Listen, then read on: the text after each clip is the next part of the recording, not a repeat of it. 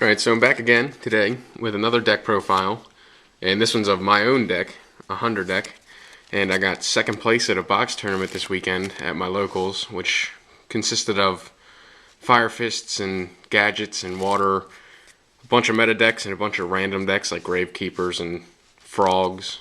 The Frogs did actually pretty well. The Frogs beat me, but I ended up getting second place anyway. So I figured I'd give a deck profile of it. I haven't done this deck yet. I've been using it for a couple months now, and I've got it to almost where I like it perfectly.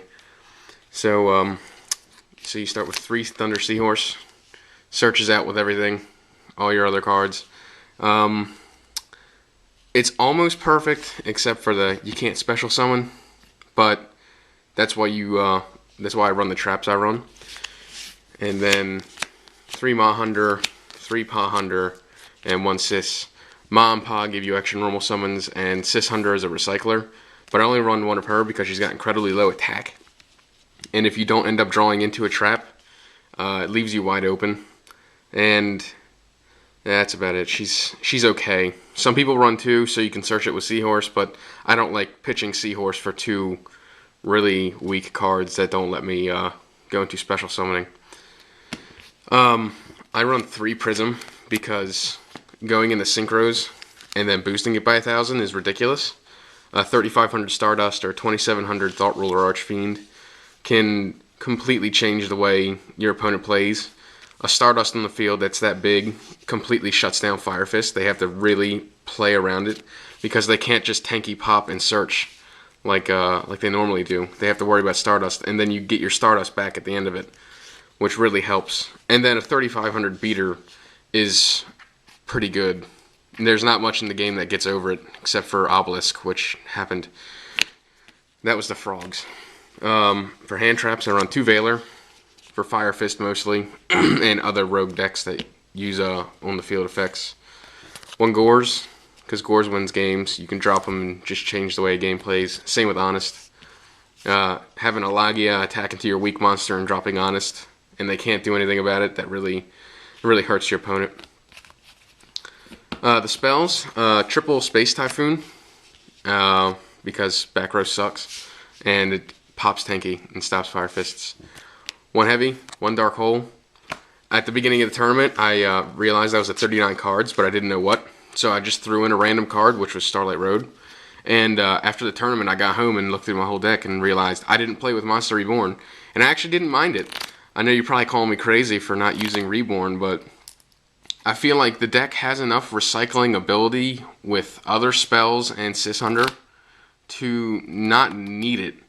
I mean, yeah, Reborn can get back something from your opponent's grave that could really help, but I felt I was drawing into more relevant cards than Reborn. I guess I'm not really sure. It just didn't feel necessary. 2 Duality. You couple Duality with Seahorse and you thin your deck by 3, and then you get +2 because Seahorse is, or +1 because Seahorse gives you that. And then you don't have to worry about special summoning. Triple Lance. Triple Lance does just does work all the time. Having your opponents -800 attack when they attack you, or when you go to normal summon and go off with this deck, and your opponent torrentials, or they bottomless, or they compulse, and you drop Lance, there's nothing they can do about it, and then you get your big giant synchro monster, or go into Shockmaster, or something just that slows your opponent down or nearly wins the game for you. And Lance is amazing. And 2 recycling batteries to finish up the spells, because getting these after like the first 3 turns completely changes the game. When you drop a recycling batteries and get back Prism and any other Hunder besides Sis, it lets you instantly go into any rank or synchro play ever. So this card is amazing. The traps, I think it's only 11 traps, but I run double Bottomless, and it's just Bottomless. It's pretty good. It's one of the best traps of the format. Double Threatening, because this deck starts out really slow. And if you can't protect your monsters or protect your own life points, if you don't summon a monster, you can get OTK'd pretty quick. Not to mention this is chainable, so if you set this and a whole thing of back row, or just set 2 cards and they space it, or they heavy, you can chain it and at least know you're protected for the turn. Double Mirror Force, just to stop more attacks. Same thing with Deep Prison, 2 of them. Deep Prison's pretty good. It's one of the better attack stopping traps, but with all the blind spacing that happens at my locals, they don't go off too often. Starlight, for when you drop like 400 or 500 monsters and you get torrential, Starlight can stop it. I never really had that work, but it sounds good in theory, and it should work. But Starlight's in there just because, and I run a decent amount of back row, and then the Solemn duo because Judgment is amazing, and so is Warning. For the extra deck, Token. 1 Stardust, which I might end up putting up to 2 because Fire Fist is so prevalent at my locals, and Stardust just destroys. Not to mention, Stardust is good against pretty much anything that has destruction capability, which is almost every deck. Let's see, Thought Ruler. 3700 Thought Ruler can bring you back because you can swing over their 2200 Tiger King and gain that life points back, and you don't have to worry about Deprison or Compulse or Lance because you can just pay 1,000 and negate. Thought Ruler is pretty amazing in that fact. He lets you can attack with more confidence when you have Thought Ruler. Scrap Dragon, thinking about putting him up to 2 as well because when you synchro for Scrap Dragon and then pay 500 to get Prism back and equip him, it instantly gives you a destruction target, which is really nice. But if the Scrap Dragon gets bottomless or warninged, or just it goes away and you don't get the chance to use its effect, the second one does come in handy. Crimson Blader, didn't go into it too much. I went into it against Frogs and I kind of shut them down.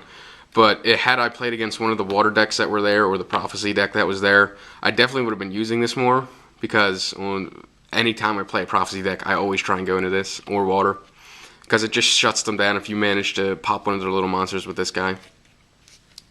For the Exceeds, when Shockmaster, because it's Shockmaster and shutting down your opponent's spells, traps, or monsters is pretty ridiculous. The Sigma, in case for some reason I can't get over something, I can just steal their monster. And usually if it's like a Fire Fist deck, it's immune to all their fire attacks, which is great. Utopia to stop attacks, nothing big there. 2 Pallet Dynamo, this card's good and bad at the same time. Because you can't go into it immediately, because if you go into this guy, it's pretty easy to run over. Not to mention, if you go against Fire Fists or Water, they can just pop it with their effects, and you don't even get a chance to use it. But mid to late game, when your opponent's set up a little bit, and you go into this and just drop their monster to 2,000 and negate their attack, or negate their effect, it can change the whole face of the game. Like dropping a Bear and a Tiger King, because you can go into 2 of these immediately. You can drop 2 Dynamo and then just negate all the effects on their field and do 4,000 damage. And you don't even have to worry about Gores at that point because you're still attacking a monster. So he can do work, it's just your opponent has to be set up. Papal Operative, when you don't know what your opponent has set, you can just flip them up and attack. And it can help you go for a game if you needed that extra damage and they have it set. Really good card, just really generic. Maestroke, Book of Moon effect, good, but decent first turn, especially if you're going against Fire Fist, because then they can't pop it, and they can't attack over it, and then they don't get their search. So that's really good. Just a good card to have. Black Ship, only went into this a couple times, but when I did, it was nice. Getting rid of Zenmanes or Maestroke, as I showed, is just really nice. And burning your opponent for 1,000 is always great. Gemknight Pearl, because along with all the other meta decks that I mentioned before, Samurais are ridiculous at my locals. There's at least 4 to 5 Samurai players a tournament. And when they have their Barkion or Xian on the field and you can just overlay in the Pearl, there's usually nothing they can do. Because Pearl is just one of the beefiest beat sticks there is right now. And it's easy to get out. Cowboy, if you need to burn him for game, I don't really use his first effect because I do have Pearl.